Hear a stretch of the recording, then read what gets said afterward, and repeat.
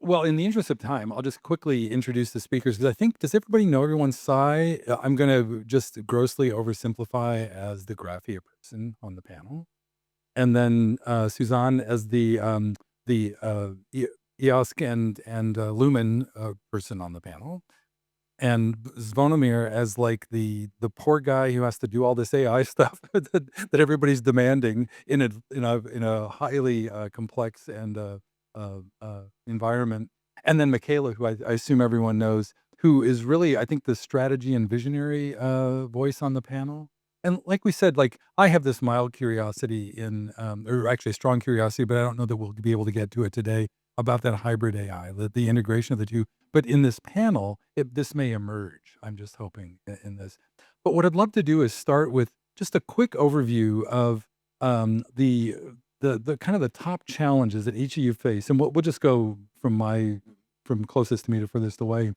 Sai, in terms of like building a knowledge graph for Graphia? I was just in a workshop where we were trying to do some ontology alignment. I was like, oh my God, this is hard work. You have the task of doing that at the highest level. Talk a little bit about that. Well, I think we learned a lot from the sessions today, especially from Jan and Julian, basically the scope and the breadth of the issues at this space. But and there's a challenge because we're basically starting from scratch, but that's also the opportunity that we can kind of build it in the way that we want, taking lessons that people have learned from all over the place. So I think the biggest challenge is how do you scale out what you build? Because I know we're taking a lot of care to get off on the right foot so that we have the right ontology that can scale. We can test out our AI modules, but again, everything needs to scale. And I think whenever you're trying to cover the breadth of social science and humanities as a whole, as well as integrate very domain-specific data within inside of it, it's just there's a lot of moving pieces that just need to all kind of need to come together. So I think that's pretty much Graphia in a nutshell. But if we get it right, the result should be pretty cool, and that's the exciting part about getting through it.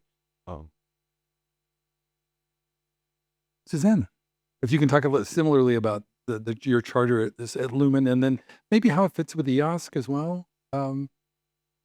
Yeah, so LUMEN, so in the LUMEN project, what we do is building different discovery platform. And when we say discovery, so that is for different scientific domains. So we have social science and humanities, mathematics, molecular dynamics, and Earth system. And we have already 2 existing platforms in Go Triple for SSH and mathematics. And the main challenge is first to build and update this platform, but also to make sure that all of them are interoperable. So in order to facilitate the cross-disciplinary request between the different platforms. And what we expect at the end is to have all of these parts becoming services of the EOSC Federation. And Zvonimir, I kind of jokingly refer to you as the poor guy who has to do everything, but seriously, you have this charter like that. You said, I think in our prep conversation, something about everything Gen AI, that like everything now has an element of that in it. And so, but you're also still delivering the services and things that you've always done. Tell me a little bit about the challenges of like doing everything you've always done and then piling Gen AI on top of it. And how do you manage it all? Obviously, the field is moving so fast that it's hard to keep up sometimes. And being the person who needs to deliver both the news and how to apply different things that have emerged on the market is demanding, both time-wise and mental-wise, in order to keep a sane head, but I would say that in some ways it has actually enabled us to work more and to deliver more, even with those challenges in mind. So I would say that especially our engineering team, and I can count myself in, can deliver more in less time nowadays. Now especially with the agentic coding solutions. So I won't go into graphs. We have also done some POCs there, and we have seen that it also enables more accurate retrieval by using graphs as in like along with the embeddings as well. So yeah, I would say that it's not all black and white. It's a bit of white as well. Well, I think it's obviously an important part of the whole ecosystem we operate in now. And I think we'll discover in the conversation, like many of the ways that Gen AI helps knowledge graph stuff. But Michela, I'd love to hear from you. Like I have you picked as like the visionary of this whole thing, that like this event probably wouldn't be happening without like some EU funding and a vision and a strategy to advance things. Can you talk a little bit about the overarching mission here and what we hope to have in, what is it, 27 more months? Yeah. Thank you for the kind of the visionary label. Actually, it's a liability. Actually, comes with its risks. So if you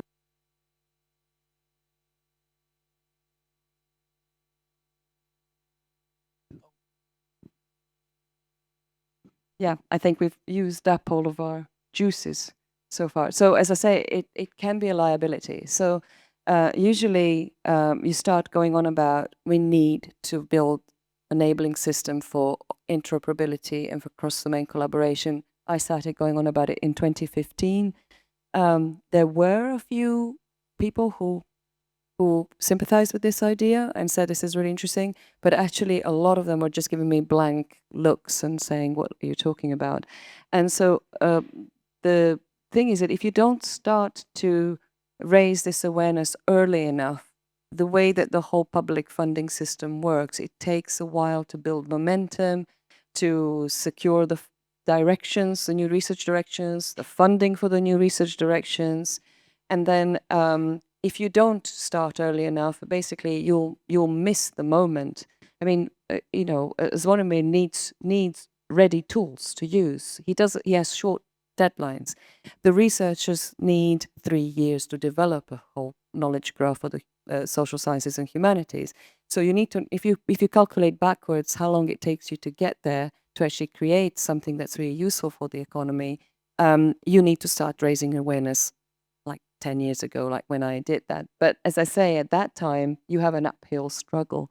And I must say that one thing that has transpired, and especially is interesting to look at now, the European Open Science Cloud is something that's well known to everyone. But if you asked most research teams in Europe, is the European Open Science Cloud innovative? They will say no.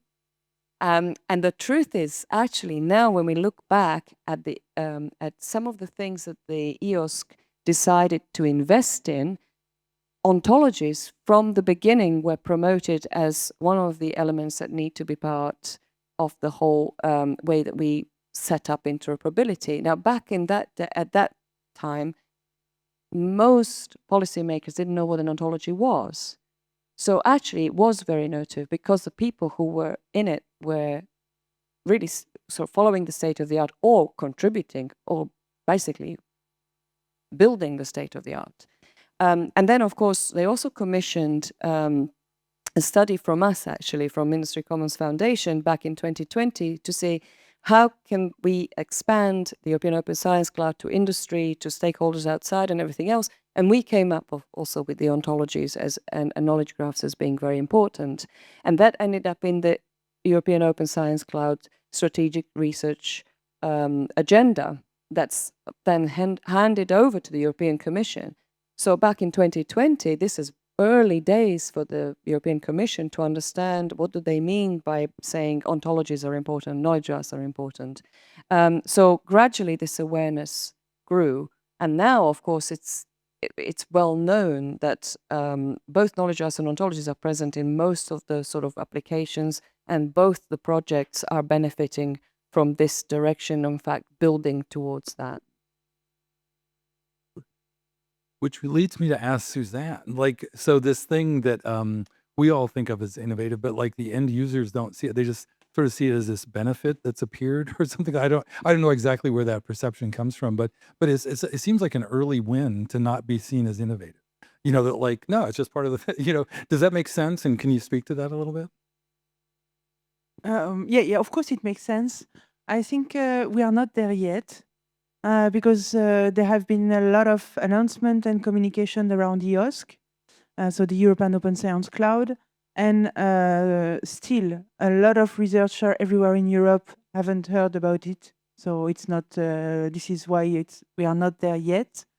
But those who have heard about it are quite impatient or don't understand why it takes some time and so much time actually, and they don't see right now the added value because it takes a lot of time to be built. So the strategy that we have started to develop within the EOSC Association with the board is to agree that at some point the researcher don't need to know what is EOSC.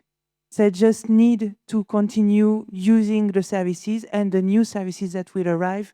But what is EOSC, they don't care. This is something only for policymakers or the people, the builders of EOSC, but that's it. Oh, that's really interesting. That's customers never care about what you care. That's Conway's Law and IA. But that notion of, well, I guess that the challenges of connecting, the vision that we have and the strategy and the current day-to-day reality. I wonder, where are we at with the knowledge graph building part with Graphia? How does that fit into that? Does that fit that scheme we're just talking about here? Yeah, definitely. I mean, of course, we're still in the design phase of the project, which is kind of coming down to the last few months before we start putting a little bit more fingers to the keyboard. But it goes back way before that. It's basically making sure of why is everybody understands why are we doing what we're doing. There has to be a why. So, and it comes back to the researchers don't care. They want something useful. And I think we need to be in the utility business. So this is basically, we're producing something to support researchers to enhance the research outputs that they're producing. And that needs to be basically our guiding light in everything that we do. So one of the activities, we talk a lot about co-creation and innovation and things like that. And this is why we have a co-design together with the researchers during the project, not basically just building something in a closed door and then say, surprise, this is what we've built, accept it. And it may or may not be exactly what they were looking for. So it's including your end user in the design process so that what you end up producing is useful and then being used. So I think that's one of the kind of key components to make sure that you're delivering on the right thing, the expectations that they may have. Zvonimir, I'm really curious now from your perspective, like, it seems like these two projects are happening with more measured and strategy, like the longer timeline and stuff, whereas you're tasked every day, you got to deliver something about this. And also, and maybe I'd love to have each of you speak to this, but I want to hear from Zvonimir first, but the everybody's talked about stakeholders and the important people that it's not just us making decisions. You're talking to users and funders and everybody else. I'd love it, maybe starting with Zvonimir, to talk about the collaborators and maybe not collaborators, stakeholders, the folks you're dealing with. And in your case, I want to start with you because it seems like the demand to deliver Gen AI is like, that's like the top of everybody's list these days. Yeah, my stakeholders are both internal and external. So we have I have like 3,600 people who rely on me to maybe sometimes even to enable people to think about the newest technology, but both also to enable the infrastructure behind it. So for example, when one of the big vendors like OpenAI or Anthropic dropped a new model like they did this week, so I had a hectic opening of the week. They expect from me, to provide them with the deployments, with ready to use tutorials and everything. So it's quite of a hectic, I would say, thing.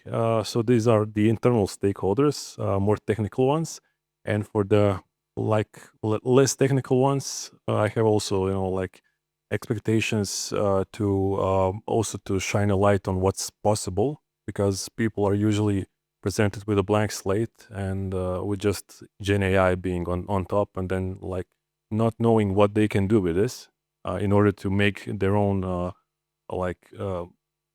workday easier, or maybe to do some productivity boosts and everything. So this is the problem, and I mean, especially this is the time of the year when the key performance indicators are very important for for most of our departments. So this is also a huge push to deliver something. You know, like everybody wants to check this box. Okay, we did something with Gen AI, and sometimes it's struggle to present the value behind it. So it's not just a feature on top. You know, sometimes it's not something that's hugely valuable. But for external customers, for my external stakeholders, this is like the top priority is to present them with a like clear value of what they're getting. So, is this a performance boost? Is this a productivity boost? Are they saving money? Are they saving time? So, this is maybe a more clear situation, but also more demanding situation because these stakeholders are not my buddies whom I can like drink coffee with. They demand this to be up and running 24/7. So yeah, I would say there are two sides of the coin, but still, it's a coin. I've got to say, I don't envy that task about people expecting, well, yeah, you can have a tutorial for me tomorrow, right? After they drop the model, and then the external stakeholders as well. Suzanne, maybe you can talk a little bit about the collaborators and the cross-disciplinary, all the stuff that's going on with your various stakeholders you work with. Yeah. So what is interesting with Lumen is that we didn't start from scratch like in GRAPHIA, because actually we received, and I'm not really used by them of that, because we received a special demand from the other domain, the scientific domain, who came to say, okay, we really like the Go Triple platform, and we want to have ours for our domain. So it was quite interesting because the what we want to build has been already requested by the community. So they have already quite strong expectation on that. However, I would like maybe to mention that in any case, when we develop this type of services, we have to face a kind of paradox because we want to make sure that it will be used and that it will be really designed for the users, whatever they are, researchers, journalists, and so on. So, okay, but we want to make sure it will be used. But we also know that at the end, not everyone will be happy with the final product. So that means that we have to keep a very hard balance, at least for me, it's quite hard, between co-design, onboarding the community, asking them to contribute and to express their needs, and at some point being able to say, okay, now we have to stop, now we have to take some decision, even if we don't get enough information, because we have to move on. And this is really the type of balance that, at least in Lumen, but I'm pretty sure it's the case in elsewhere, we have to manage. And because at the end, we know that some people will always disagree and say that what you develop is not good enough. So that's fine. Sai, can you speak to the collaboration? And I'm really curious how your experience might compare and contrast with Suzanne. Actually, yeah, interesting enough, you didn't start from scratch, but we have the exact same problem. Talking with, with Jan, this very discussion around you have to, especially with something like a knowledge graph, you really have to kind of start with something very specific and then build on that. So therefore, you're kind of already starting from a limited scope. So of course, we have, specific partners that are going to be working with us that will help us to extend, but there's a big difference between extending and scaling. So that means if you're not starting from everybody at the beginning, it means you have to start with a selected group. And that means somebody will be included in the early bits and others will have to be extended. And you just have to live with the fact that you do have to make some decisions about what are the competent questions you're going to start with, and then we will extend them out. So, and even just within the own ontology game, you're not going to make everybody happy, even with the selections that you make on, the terminologies that you use. And I guess that just comes with the job, that you're just not going to make everybody happy. But really, in what aspect of life is that ever true? So it's just one of those things you have to accept and move on. So yeah, even though the projects are kind of slightly different in terms of the starting points, the journey along the way is going to be quite similar. Yeah. I was just at a presentation last night where the guy was going over the differences what he saw as brownfield versus greenfield. And you're kind of brownfield in the sense that there was existing stuff, more greenfield with the knowledge graph. Michela, what about at the highest level? The juggling the funders, I assume there's like messaging around this. There must be so much at the level that you're at to get people on board. Yeah, absolutely. So as I mentioned, you have to start early, and then you get panned, and you get criticized, and you get shoved, and all kinds of things, and basically, it's worth having that sort of persistence. I mean, very much what's happening here, and also the wonderful thing that we can unite the two consortia to work together, is the fact that we are really all on the same page in terms of wanting to establish cross-domain collaboration. And that was one of the things where that people were so siloed 10 years ago. They were so used to working in their own domain, and lots of them still are. And yet it has been proven that some of the best breakthroughs, certainly in applications, like in software and stuff, are combinations of things that come from perhaps different sources or different domains or different data sets or whatever else. I mean, so lots of that has been proven and demonstrated. Now, we are still not there in terms of full-on interoperability. In fact, we have a long way to go, but uniting these two projects together, it's one of the ways we can demonstrate how interoperability can work, and we can have all of these different inputs from people who have trainings, and they're coming at it from very different angles as well. And so in that sense, this space of collaboration and experimentation that we have here is incredibly open, and usually it yields some insights, some new insights.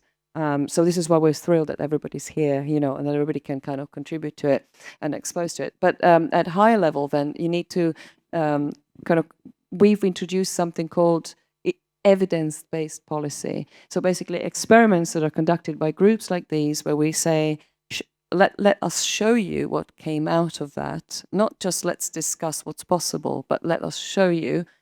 And then it is much easier for policymakers to take that on because it's demonstrably true and therefore could enable them to create further mechanisms that support this type of activity further. So this is something that has transpired in the last 10 years in terms of proving that some of these activities are really worth funding more and encouraging more, and hence why these communities, hopefully continue to thrive in the next sort of few years. I love that notion of evidence-based policy, and I'm going to use that. I've been looking for a pivot point. That's perfect. For one of the top-level things we want to talk about today is this notion of trust, and that's a way to instill trust in those stakeholders. Like, no, we got evidence. That's why we should do this policy. That's a very pragmatic thing. But I think there's kind of trust at two levels, like all this stuff we're just talking about, like in instilling trust and earning the trust of your stakeholders and folks you're working with, but also the end products and the knowledge graphs, the services we deliver, the any kind of Gen AI experience. It's a common criticism that a lot of these systems are not currently as trustworthy as they might be. So I'm wondering, just on that, if anybody has anything they'd like to start with on that high level topic of trust in the current era, especially as it pertains to knowledge graphs, AI, how we might advance research in the social sciences. Well, I'll actually drop a surprise for everybody once again, because EOSC was actually pioneering once again in this area, in the sense that when they commissioned this expansion of EOSC study, the thing that we got from industry actually was the request, not just for FAIR data. So FAIR data, as you well know, is findable, accessible, interoperable, reusable, which is how do you join the technology together. So it's actually a technological junction you're referring to. You're talking about FAIR people, right? They actually requested, especially in the context of things like self-driving vehicles and stuff, where they need a huge amount of data sets. So they really want federated structures to give them the data. They wanted a certification that was what we called JUST, which is data practice that's judicious, unbiased, safe, and transparent. The idea being that you want to know the provenance, you want to know the bias. Every single data set is biased. So you want to know what this bias is because it can be useful if it's the correct kind of bias for your use case. But if you actually don't know, if you have a black box, you don't know what the data contains or where it's been sourced from. Let's say, you know, you're analyzing something that pertains to teenagers, but you've got a data set that's been created only with 40-year-olds. I'm just being very simplistic for the sake of argument. But basically, you know, you are going to invest a lot of effort and you're going to get completely the wrong results. And when it comes to self-driving vehicles, you can imagine that this actually starts to translate into huge risk and huge outgoings that are then failing. You know, so basically they wanted EOSC to then be or rather they said, you know, EOSC could be one of those institutions, or rather one of those associations that can service industry by certifying data sets or verifying, or we currently have verification. So the verification authority. Mm-hmm. I'd love to hear from Suzanne at this point about that connection between, it seems like the notion of openness, that's a trust enabler, but then the practical implementation, like to what Michela was just saying about delivering things that make, you know, that enable things like safe self-driving cars or things like that. I don't know if that's a good example, but if you could speak to that notion of Yeah, I have another practical example for that. I think what we have experienced since a couple of years with this move to transparency in order to build trust is this very similar to what we have seen since a bit more years in the list of ingredients when you buy food, you know? Because now you can see when you buy food, you can see what are the ingredients, what are the ones that are essential to what you will eat, and what are the ones that are additional or vitamins or things that are just there to make sure that the ingredient will be eatable even after a few days and things like that. And for me, it's quite similar. It's just showing how things are done, actually. So being transparent about the process or the composition and it's very similar to what we have with food. And now we have been asked to do that with the services, the technical services that we provide to the scientific community in order to facilitate the trust building. So it's a kind of trust in process and trust, and here you can laugh because I'm saying trust in process. I know, yeah. Because we have a kind of discussion between the use of process, but so trust in process and trust in the composition of the different elements that are provided to the community. Oh, no, that's Zvonimir, I'd love to hear from you maybe about that trust, like when you were talking about food ingredients, that's a classic, a consumer example. But I know like in the software world, there's like the bill of materials and these insanely complex tech stacks with, you know, that rely on a lot of dependencies. How do you get trust in these giant systems that you're building? Yeah, I would say that sometimes it's for the adoption of the technology today, the problem is not just the trust, but also the cultural shift. So we had a huge problem in the last 2 years to convince people that these solutions are actually beneficial to them. I mean, it was obvious, you know, those are mainly open source projects that we are using, but you know, it's hard to convince people to change their usual day-to-day behavior. So even though we could display, you know, what were the citations for some of the resources that these systems produced, even though they kind of were reluctant to use them. So sometimes even when you have like a very good, let's say, system or very good data source, it's sometimes hard to convince. And the bigger problem is actually when things go south. So when things don't work as advertised. So that's the case when you lose complete trust that those people have hardly, you know, like acquired along the ways. So we have seen that in our cases, in our applications that are nowadays like GenAI powered, that when we get like around 10% inaccurate responses, usually people fail to convert and fail to use those systems.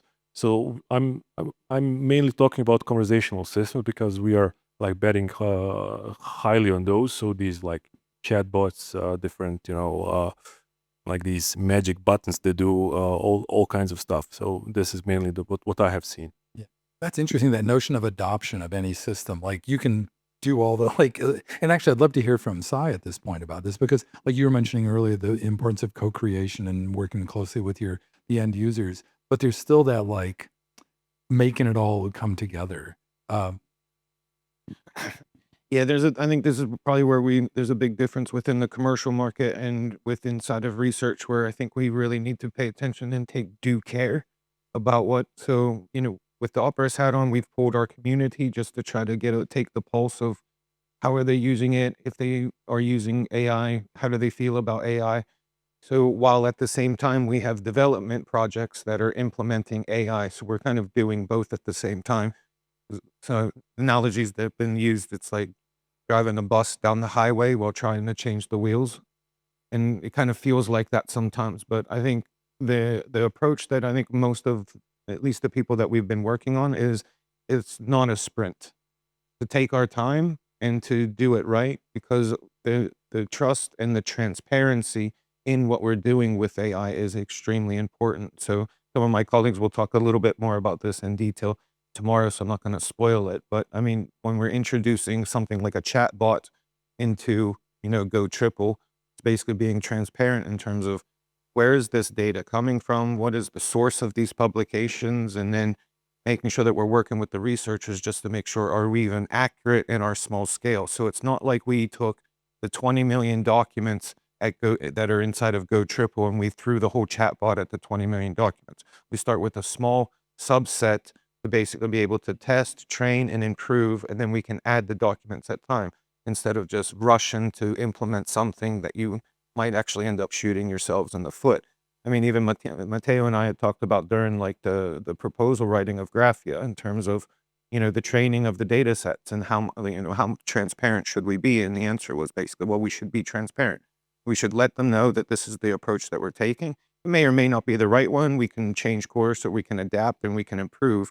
But basically, again, not doing stuff in the back box. Just be transparent about what you're doing along the process. Because if not, once you lose trust, you're out of the game.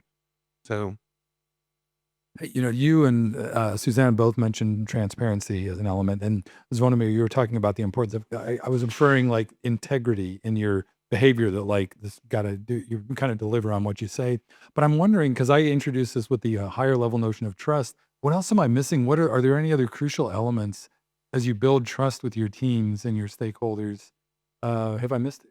I see Michela. Something that I like to consider, and that is, in order to do interoperability and work across domains, and we want to really enable these searches that where you as a researcher from one domain can also go and send queries to others and connect to others and expand your areas of interest and research. There is a very important element to remember, that expertise within individual domains is also incredibly important, and we need to cultivate that. So basically the idea, when you do go into this kind of cross-domain collaboration space, is not to cancel each other out. It's quite the opposite. It's to encourage every single, not just domain expert, but within a domain, their uniqueness and their unique approach to the subject matter, because that's what builds their research persona. They identify not only with a particular stance and view with respect to their domain, but also they construct the language within their domain that expresses a notion or an attitude or a concept in a particular way, and that's of great value.